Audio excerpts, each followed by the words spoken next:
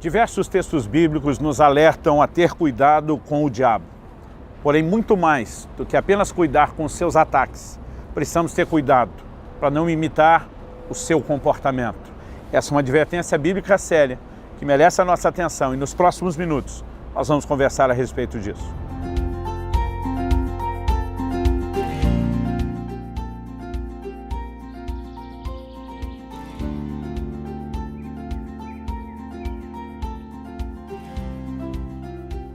Gente, estou hoje em Lisboa, Portugal, passando para trazer mais uma palavra ao seu coração. O apóstolo Paulo escrevendo a Timóteo e trazendo instrução a respeito daqueles que se sentiam vocacionados para o ministério.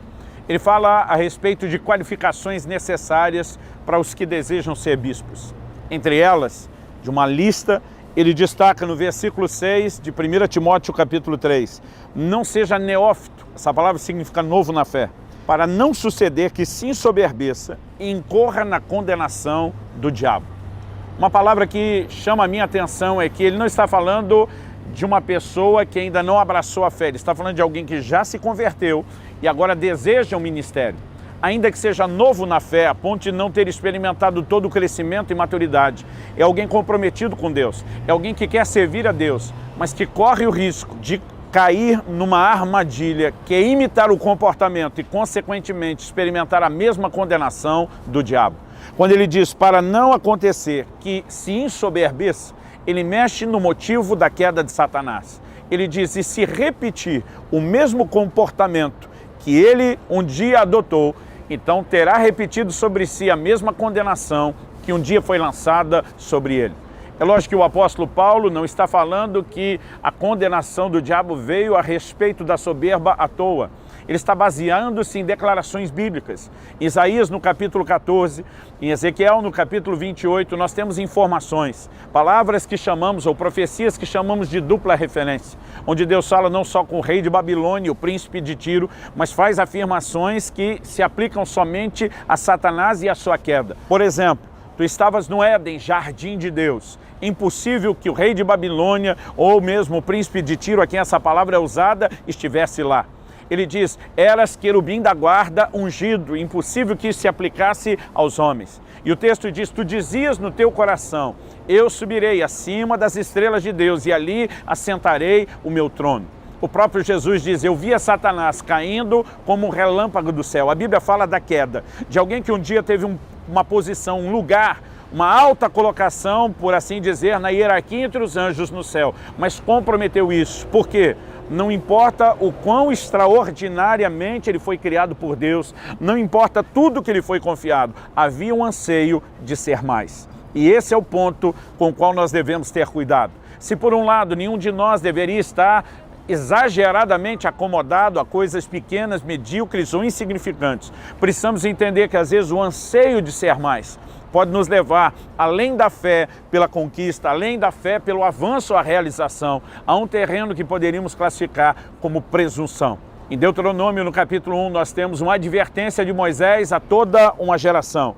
Depois deles terem pecado contra o Senhor, infamado a terra, e o Senhor ter dado uma sentença, agora vocês vão voltar para o deserto, e lá vão caminhar por 40 anos, ali vocês vão morrer, não vão entrar na terra. Alguns tentam agora voltar atrás e mudar a situação. E diz, não, então nós vamos entrar na terra, nós vamos lutar contra os inimigos. Moisés diz, não façam mais isso, que o Senhor não está mais com vocês.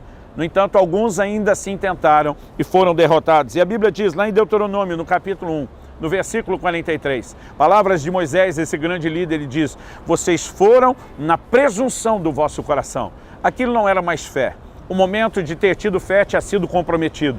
Ele diz, agora vocês não estavam debaixo de uma palavra de Deus, vocês foram na presunção do coração.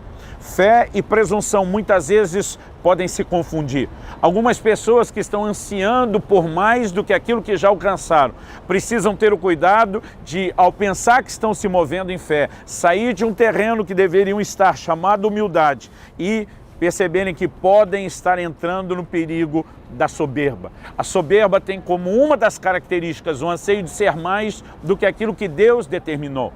Se por um lado, nossa pregação e mensagem de fé a toda uma geração é desafiá-los a ansiar por mais. Quando falamos a respeito de um relacionamento com Deus, ok, podemos ir cada vez mais fundos, ser cada vez mais intenso, mas quando falamos de um chamado, precisamos entender que Deus deu coisas específicas para pessoas específicas fazerem tempos e locais específicos. E muitas vezes ansiar ter mais do que aquilo que Deus nos chamou a fazer pode nos levar para um lugar perigoso.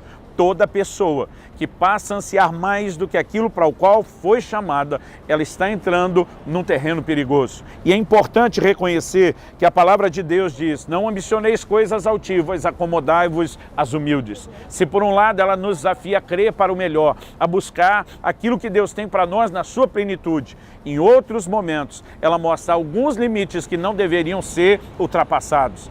A necessidade de contentamento não diz respeito somente a bens materiais. Muitas vezes a própria posição que temos dentro do corpo de Cristo, servindo a igreja dentro do contexto do reino de Deus. Precisamos muitas vezes nos questionar: por que estamos desejando mais? É apenas o anseio de corresponder com o chamado de Deus, romper com uma mediocridade que foi estabelecida por um comportamento carnal e de incredulidade? Ou é simplesmente o fato de não compreendermos que há limites? O apóstolo Paulo, escrevendo aos Coríntios, ele diz: eu não ultrapassei o limite da esfera de ação que Deus determinou para mim. Em outras palavras, ele estava dizendo: todo ministro tem um limite estabelecido por Deus, uma esfera de ação delimitada que não deveria ser ultrapassada. Na Bíblia, nós vemos o Senhor repreendendo no livro de Apocalipse pessoas que se diziam apóstolos, mas não eram. Foram colocados à prova e foram achados mentirosos.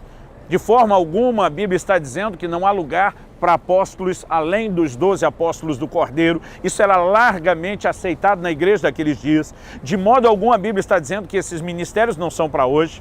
Agora, não quer dizer que porque ainda sejam para hoje, que todo mundo que está dizendo que seja algo, realmente seja aquilo que está falando. Muitas pessoas, elas não necessariamente acordam pela manhã pensando: como eu posso mentir para mim mesmo ou para todo mundo?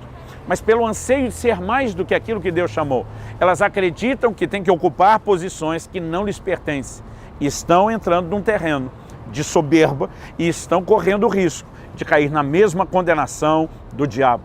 Nós vemos Moisés confrontando Coré, Datã e Abirão em Números 16, dizendo: por acaso é para vocês coisa de somenos o levirato, serem levitas? Vocês tinham que almejar também o sacerdócio. Havia 2 níveis ministeriais na tribo de Levi. Um eram os sacerdotes de uma família sacerdotal, os outros eram os levitas, que eles trabalhavam muito mais como assistentes dos sacerdotes. E Moisés está perguntando: vocês acham que era coisa pouca vocês estarem servindo como assistentes? Vocês tinham que desejar também aquilo para o qual vocês não foram chamados? Muitas vezes o anseio de ser mais não é uma linguagem de fé. Não é uma correspondência ao chamado de Deus, é uma violação ao chamado de Deus. É a falta de contentamento, alegria e realização com aquilo que Deus nos confiou e nos proporcionou. E muita gente tem falhado, se deixando seduzir não apenas pela avareza, mas pela cobiça de posições, talvez buscando uma aceitação social, talvez buscando respeito. Não é tão importante definir o motivo, as razões da propensão a esse tipo de comportamento, como entender que ele em si mesmo é perigoso. A palavra de Deus diz em Romanos, no capítulo 12, no versículo 3, que ninguém deve pensar de si mesmo além do que convém. Pensar a quem e se colocar abaixo é errado e perigoso, mas pensar além também.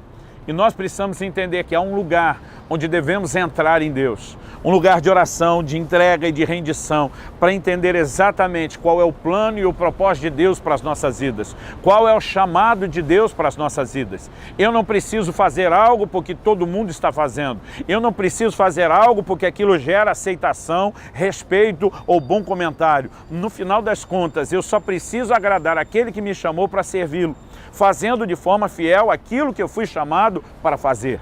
O meu respeito, ele não é produzido pela forma como as pessoas me olham e nem se elas reconhecem ou não aquilo que eu estou fazendo. A única pessoa para quem de fato eu devo prestar contas, além de uma liderança a qual estou submisso, no final das contas é o próprio Deus, é aquele que me comissionou, é aquele diante do qual um dia eu estarei e eu espero ouvir da boca dele a declaração: servo bom e fiel. Nós precisamos cumprir aquilo que nos foi confiado com fidelidade, mas o que nos foi confiado por Deus, não o que gostaríamos que tivesse nos sido confiado, não o que as pessoas acham que nós deveríamos fazer.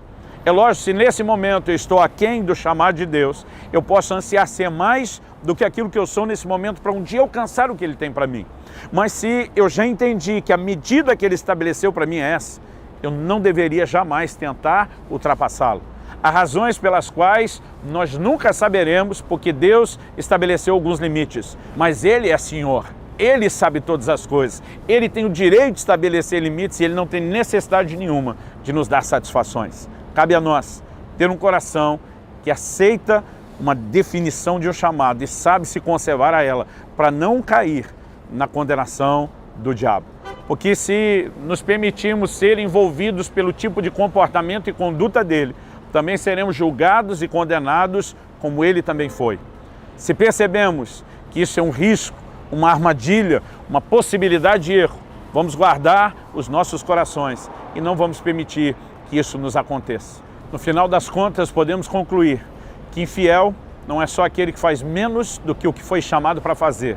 Pode ser também aquele que fez mais do que o que foi chamado para fazer, ainda que possa tentar usar como desculpa a proatividade. A questão está no coração. Se o anseio é movido pela soberba, ele está errado e ele precisa ser eliminado dos nossos corações. Que Deus nos dê graça para entender, para enxergar o que está dentro de nós, para se permitir ser trabalhado por Ele e os valores da sua palavra.